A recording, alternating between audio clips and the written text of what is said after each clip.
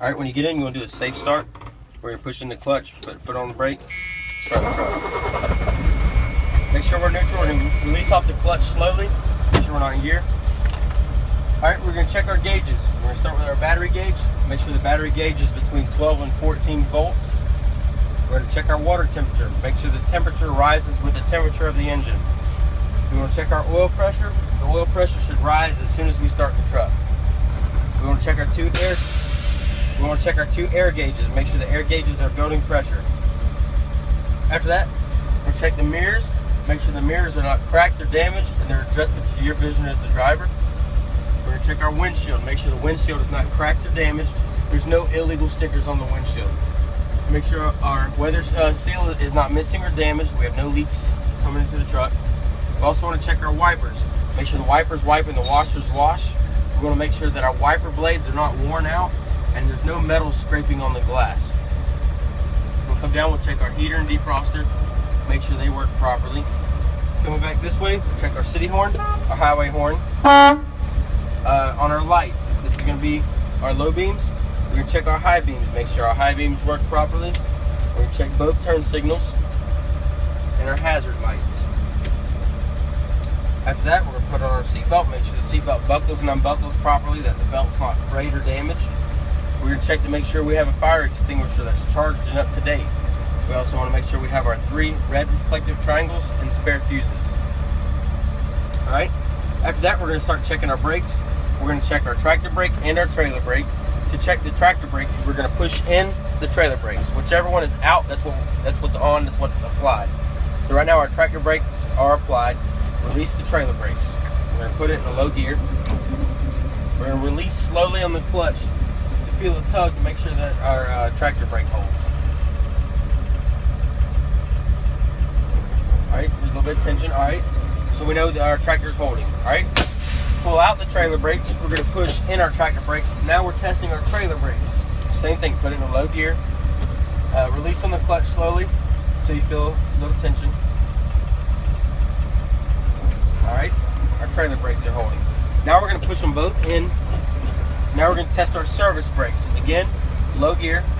We're not going to go more than 5 miles an hour. We're going to release on the clutch. Alright, we're going to push in the clutch, apply the brake. Make sure the truck stops. Make sure it didn't pull left or right. After that, we're going to put it back in neutral. Alright, put it back in neutral. Now we're going to build our air pressure up.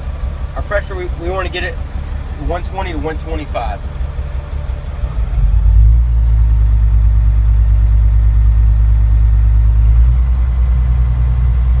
And we're listening for the governor to kick on.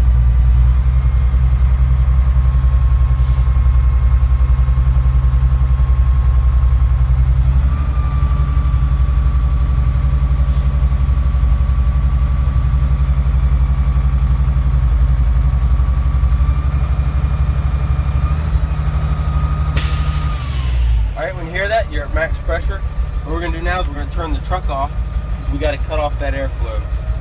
We're going to turn the truck off. We're going to turn the key on so that our buzzers work. So engine off, key on. Alright, make sure our buttons are pushed in. If we hold the brake for 1 minute, we should not lose more than 4 psi. So we're going to hold the brake and we're going to count 1 1000, 2 1000, 3 1000, 4 1000, all the way to 60. Alright, once we check, make sure we're not leaking air. We're going to test our warning system. If I pump the brakes down before the needle gets to 60 psi, my warnings and my lights will come on. So I'm going to pump down. Okay, I got 2 warning lights right here. They just come on. If I keep pumping the brakes between 20 and 40, these buttons are going to pop back out. So I'm going to pump down.